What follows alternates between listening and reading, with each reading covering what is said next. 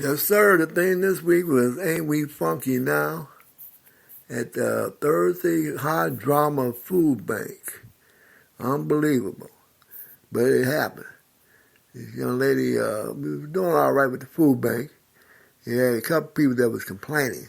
It was the older people that was complaining. Two older people got first in line, and they was complaining about the fact that they didn't do it by numbers or names. And they figured they was first in line before everybody got in the building, so they should have been the first one coming through the door. And one came through with the first group, and the other one came through with the second group, but they both was pretty much in front of the line because they were sitting right by the door. But they were still complaining. So one lady, she had the audacity to go talk to the lady in charge and ask her why they weren't doing it by numbers. So they just killed me. They know every food bank do it differently. Well, ain't no one shoe fit all for the food bank. They know that because they make their rounds. They be at 3 or 4 different food banks, and everyone's different. So as soon as you change things up, you got to explain that to people 4 or 5 times before they get it through their head. That you got the right to change it up anytime you want it. That's your show. That ain't their show.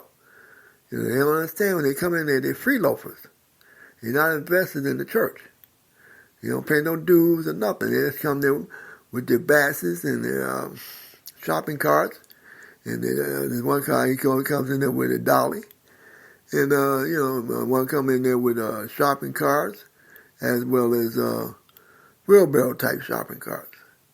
And, four-wheelers, carts, like wagons. They come in with their wagons. So they come in there ready to be loaded up. And they ain't guarantee that you're going to be loaded up. This time they've been rock and rolling pretty good, especially with the meat. So they always complaining. So I was really surprised this lady complained that much. I seen her Wednesday. I rode by the Wednesday food bank coming back from the other Wednesday place I go to once a month. And I seen her car outside. So I know she picked up earlier that day, that week. That Wednesday she had got a box there. So she was just being, ungrateful. That's what it's called, being ungrateful. So the lady in charge, they asked us to tell people about it. She complained that the guy at the door, he was just doing 10 at a time. She said you shouldn't do it like that. You should do it by numbers. You always want to run your show for some reason, other people's show rather. And it ain't their show to run. They there as free loafers. That's what I call them. Everybody that be at the food bank, everybody in there, including mine, is called a free loafer. That's what we are. We free loafers. We come in there with nothing, and we expect to leave out with something. We anticipate to leave out with something. Some people expect to leave out with something, but you got to anticipate to leave out with something, but you ain't guaranteed nothing. And that's what you can't get through to people's heads. And they're always complaining. Now, these two older people, in the super senior citizen age, they're over 65. And probably look like they're pushing up on 70. They still got their independence because they drive, so they got their independence. And, one guy, he's a survivor.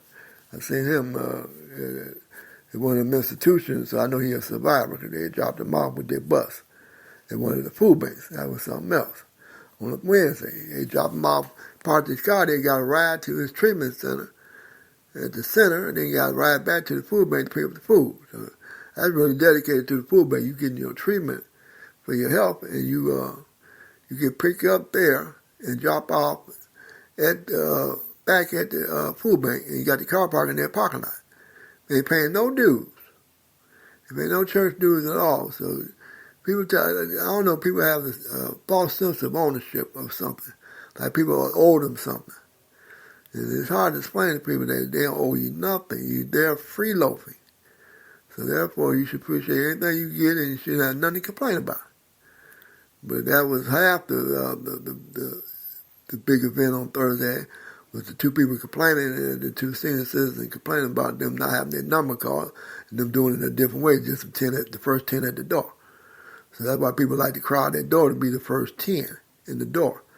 And like I said, they switch it up all the time. Sometimes they do senior citizens, they try to do ladies first and all that.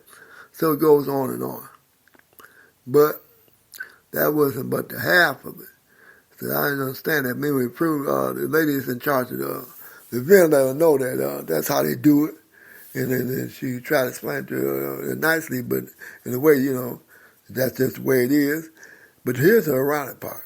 The roundabout, when I seen her walking out the door, her car was full. So she had nothing to complain about. Her car was full. But she's still complaining. So most people that be doing all they complain, their cars be full when they leave out that day. In most cases, their cars be full. Sometimes you're going to get caught where you ain't going to get out of nothing. But especially if you're back towards the end of the line. But if you're in the front of the line, 9 times out of 10, your car's going to be on full. So you really ain't got nothing to complain about. But you just can't get people's head wrapped around that they free loafing and they shouldn't have nothing to complain about. When you free loafing, there ain't nothing to complain about. You're getting something for nothing, so why are you complaining? So I think it's just human nature for people who have to complain about something. But anyway, she got checked a little bit about Miss Pugh, the lady in charge, and let her know that it wasn't necessary for they running their show. That's their show. And they run it any way they want. They have to run it her way. They run it any way they want. But she ain't volunteering. She ain't paying no church dues, so she just signed her name. They figure if they sign their name there on that sheet, they give them more food coming from the donor, which is Forgotten Harvest for this particular place. So that's what they feel like, a sense of entitlement because they signed their name. And that's all they're required to do, sign their name and give you information. And once you do that, some people have a false sense of entitlement then. If I sign my name, they get something for me, so I should be giving get something for them and do it my way. So that's their false sense of entitlement because they signed their name on a sign-in sheet so they can do a head count for the food distribution, wherever you get the food from, so they can do a head count. And this determines how much you're going to get on your truck sometime. But they already know that. They already say they got enough people in them houses. They can have enough for the people in the houses and enough for themselves, and they don't have to give out nothing to the public. And it's hard for people to wrap their head around it. They just, to me, they're just stuck on stupid when it comes to that. They're straight up stuck on stupid. But that was just a half of it. But the other half is that there's one young lady, she came in there, she's a streetwalker. So she put herself out there in the streets, prostituting herself out. And she's funky on this day. Not only she don't be funky, she's been in there more than one time. And the people in the church, they know her. So she must have grown up in the neighborhood or was once a church member. But they know her. This time she was thinking like she was, that she had a disease, a sexually transmitted disease. And when you got a sexually transmitted disease, you're going to be leaking. And if she leaking like that, she looked like she was leaking like that. And she had the whole place funky. That's how much she was leaking. And she knew it too, because her odor was so bad it was taking some people's breath away. That's how bad her body odor was. She was past the word bad B.O. She was in the funky stage of bad B.O., where it was just completely funky, where you could funk up a whole room. And she was funking up the whole front area where we were sitting at. And that was just terrible. And, she must have been hungry because she came in there and got a box and she got something to eat. And it's just, it's too bad that, and she lived that kind of lifestyle, but, she got talked about real bad because, like I said, people had to open up both doors and that funk was still there. And she was in the bathroom, so she probably trying to wash it up. Because most people that live that street life, the first thing they do is hit that bathroom when they come in the place. And they let the people use the bathroom because they know they got to clean up behind them. And when they leave the bathroom, it's messed up in there. They don't care about picking up paper or nothing like that. If something hit the floor, it just be on the floor. And they like that.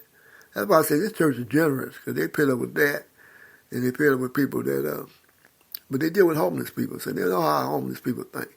And they know how people is when they're down and out. So they deal with a lot of people that's down and out. So they have a lot of patience to deal with people. You have to have patience to deal with people, because you're going to deal with some street people. And like I said, a group of street people, they do come through there for the food, whether they're selling it or not. They still welcome them to come in there and get some food, even though their information might not be right and all that stuff, but it's good enough for them to be part of that program. And the door is always going to be open for them. But on this particular day, she stunk it up. And the funk box down there in between her legs was past funky. it was kicking out some super bad BO. To the point that it was funky BO that it was kicking out. And it's unbelievable, but that you walk around like that, but if you catch a disease, you're going to be funky like that until you get yourself taken care of. So that was the big funk for Thursday. But the rest of the week was cool. It was a slow week. And we had no drama with the bike this week. The potholes are getting fixed. So there's less potholes out there. Still need to clean up where the bike lanes at. They're not cleaning that off yet. I meant to complain to the city department about the tow truck drivers not cleaning up the debris after the accident. They sometimes sweep the debris in the bicycle lanes. So that even makes it even worse. They don't usually sweep it towards the curb. Now they just stopping at the bicycle lane and sweeping it in the bicycle lane and taking off, and they figure that covering their job of cleaning up behind the accident, which is not. So that'll be my complaint to the city this year. For the tow truck drivers to be a little more responsible. Because the police want to clear the scene, so they got to try to pick up the accident as quick as possible. So the police don't be sitting there babysitting you while you finna tow a vehicle from an accident scene. But at the same time, you got to be responsible enough not to sweep it so that somebody else can have an accident on their bicycle. Or you sweep it off the main lane where the cars are and vehicles are at, but you sweep it in the bike lane and not all the way to the curb. You're supposed to sweep it and pick it. They're supposed to pick it up. But a lot of times it'd be big parts, so they just sweep it to the side. And then sweeping in the bike lanes is half stepping. So that's something I'm going to mention to one of the city officials or departments that's in the transportation. And see, and they'll do a little better than that, because the bike lanes are new and people take advantage of it, that's all. And they can get away with doing a little less work, and they might be rushed by the police because the police want to clear the scene because they might have another car waiting. But they have to be conscientious too. They're getting paid to pick up their accident. They have to do their part a little better too. They don't need to get no flat tire because somebody's being trifling or lazy or laid back about the situation. So that's been happening this week. We on and rocking for next week. The weather finally got better, and we'll see what happens this Monday. It's going to be nice and warm. And so until then, we holler back at you later. And hopefully Miss the lady, the streetwalker, she get herself together. And, the drugs do that. That's what one guy was saying. She can't help herself. She's a drug addict. But, you're a drug addict by choice. There's help out there for you drug addicts.